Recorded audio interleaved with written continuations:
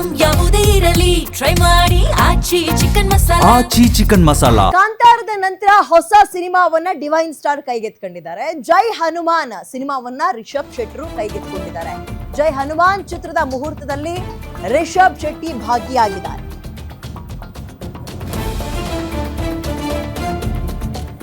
ಕೊಪ್ಪಳದ ಅಂಜನಾದ್ರಿ ಬೆಟ್ಟದಲ್ಲಿ ಜೈ ಹನುಮಾನ್ಗೆ ಚಾಲನೆ ಕೊಡಲಾಯಿತು. ವಾಯುಪುತ್ರ ಹನುಮಂತನ ಪಾತ್ರಕ್ಕೆ ಜೀವವನ್ನ ರಿಷಬ್ ಈ ಸಲ ತುಂಬಲಿದ್ದಾರೆ. ಸಾಂಪ್ರದಾಯಿಕ ಉಡುಗೆಯಲ್ಲಿ ಮಿಂಚಿದ್ದಾರೆ ರಿಷಬ್ ಹಾಗೂ ಪತ್ನಿ ಪ್ರಗತಿ ಪ್ರಶಾಂತ್ ವರ್ಮಾ ನಿರ್ದೇಶನದಲ್ಲಿ ಮೂಡಿ ಬರ್ತಾ ಇರುವಂತಹ ಸಿನಿಮಾ ಇದು.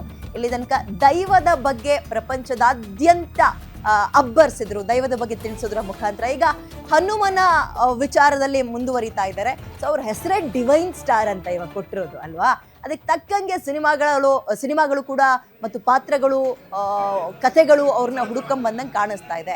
ಕಾಂತಾರ ಆಯಿತು, ಸೀಕ್ವೆಲ್ 1 ಆಯಿತು, ಈಗ ಜೈ ಹನುಮಾನ್ ಚಿತ್ರದ ಮುಹೂರ್ತದಲ್ಲಿ ಭಾಗಿಯಾಗಿದ್ದಾರೆ. ಕತೆ ಹೆಂಗಿರುತ್ತೆ, ಇದರಲ್ಲಿ ಹೇಗೆ ರಿಷಬ್ ಶೆಟ್ರು ಇರ್ತಾರೆ, ಹೇಗೆ ನಿರೀಕ್ಷೆ ಮಾಡ್ಬೋದು ಅನ್ನುವಂತಹ ಕುತೂಹಲ ವಿಪರೀತವಾಗಿದೆ.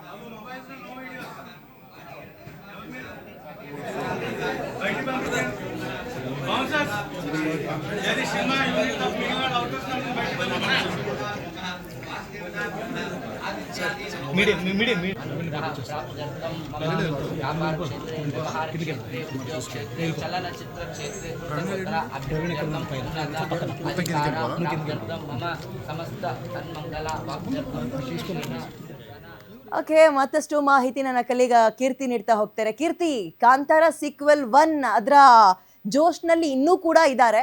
ಅವ್ರ ಹೆಸರು ಕೂಡ ಡಿವೈನ್ ಸ್ಟಾರ್ ಅಂತ ಬದಲಾಗಿದೆ.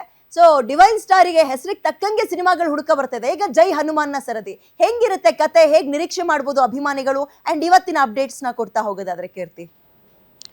ವಿದ್ಯಾ, ಈಗಾಗಲೇ ನಾವು ನೋಡೋದಾದರೆ ಕಾಂತಾರ ಸಿನಿಮಾ ನಂತರ ಯಾವ ಒಂದು ಪ್ರಾಜೆಕ್ಟ್ನ ಕೈಗೆತ್ಕೊಳ್ತಾರೆ ರಿಷಬ್ ಶೆಟ್ಟಿ ಅನ್ನುವಂಥದ್ದು ಎಲ್ಲೋ ಕುತೂಹಲ ಇತ್ತು. ಒಂದು ರೀತಿ $1 million ಕ್ವಶನ್ ಅಂತಲೇ ಹೇಳ್ಬೋದು. ಯಾಕಂತ ಹೇಳಿದ್ರೆ ಒಂದಷ್ಟು ಬ್ರೇಕ್ ತೆಗೆದುಕೊಂಡಿದ್ರು. ಕಾಂತಾರ ಸಿನಿಮಾ ನಂತರ ಸಕ್ಸಸ್ ಅವನು ಎಂಜಾಯ್ ಮಾಡ್ತಿದ್ರು, ಹೆಂಡತಿ ಮಕ್ಕಳ ಜೊತೆ ಎಲ್ಲ ತುಂಬ ಟೈಮ್ ಸ್ಪೆಂಡ್ ಮಾಡ್ತಿದ್ರು. ಇದಾದಮೇಲೆ ಜೈ ಹನುಮಾನ್ ಸಿನಿಮಾ ಕೂಡ ಟೇಕ್ ಆಫ್ ಆಗುತ್ತೆ ಅನ್ನುವಂಥದ್ದು ಒಂದೆಲ್ಲೋ ಕಡೆ ಕೇಳಿ ಬಂದಿತ್ತು. ಇದೀಗ ಆಂಜನೇಯ ಹುಟ್ಟಿದ ಜನ್ಮಸ್ಥಳದಲ್ಲೇ ಈ ಒಂದು ಸಿನಿಮಾದ ಒಂದು ಮುಹೂರ್ತ ಕೂಡ ಅದ್ದೂರಿಯಾಗಿ ಚಾಲನೆ ಸಿಕ್ಕಿರುವಂಥದ್ದು.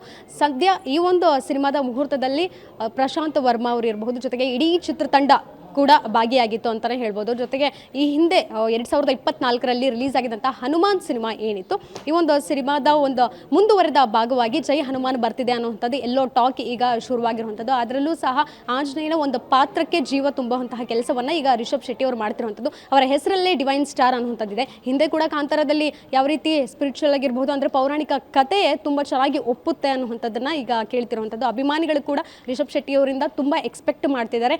ಇನ್ನು ರಾಣಾ ದಗ್ಗುಬಾಟಿ ಅವರು ಕೂಡ ಈ ಸಿನಿಮಾದಲ್ಲಿ ಕಾಣಿಸ್ಕೊಳ್ತಾರೆ ಅನ್ನುವಂಥದ್ದು ಕೂಡ ಇದೆ. ಅದರಲ್ಲೂ ಸಹ ಆಸ್ಕರ್ ಅವಾರ್ಡ್ ಪಡೆದಂತಹ ಕಿರವಾಣಿ ಅವರು ಮ್ಯೂಸಿಕ್ ಈ ಒಂದು ಸಿನಿಮಾಗಿದೆ ಅನ್ನುವಂಥದ್ದು ಎಲ್ಲೋ ಈ ವಿಶೇಷ ಕಾಂಬಿನೇಷನ್ನ ಮುಂದಿನ ದಿನಗಳಲ್ಲಿ ಈ ಒಂದು ಸಿನಿಮಾದ ಇಂಪ್ಯಾಕ್ಟ್ ಇರಬಹುದು, ಒಂದಷ್ಟು ವೈಶಿಷ್ಟ್ಯಗಳು ಹೆಚ್ಚಾಗಿ ಕಾಣಿಸುತ್ತೆ ಅಂತಲೇ ಹೇಳ್ಬೋದು. ಎಲ್ಲೋ ಒಂದು ರೀತಿ ಎಕ್ಸ್ಪೆಕ್ಟೇಷನ್ ಇರ್ಬೋದು, ಅಥೆಂಟಿಕೇಶನ್ ಈ ಸಿನಿಮಾದಲ್ಲಿ ಪರ್ಫೆಕ್ಟಾಗಿ ಆಡಿಯನ್ಸ್ಗೆ ಕೊಡುವಂತಹ ಒಂದಷ್ಟು ಪ್ರಯತ್ನಗಳು ಈಗಾಗಲೇ ಪ್ರಶಾಂತ್ ವರ್ಮಾ ಅವರು ಬ್ಲೂ ಪ್ರಿಂಟ್ ಹಾಕೊಂಡು ಪ್ಲಾನ್ ಮಾಡ್ತಾ ಇದ್ದಾರೆ. ವಿದ್ಯಾ, ಓಕೆ ಕೀರ್ತಿ, ಥ್ಯಾಂಕ್ ಯು.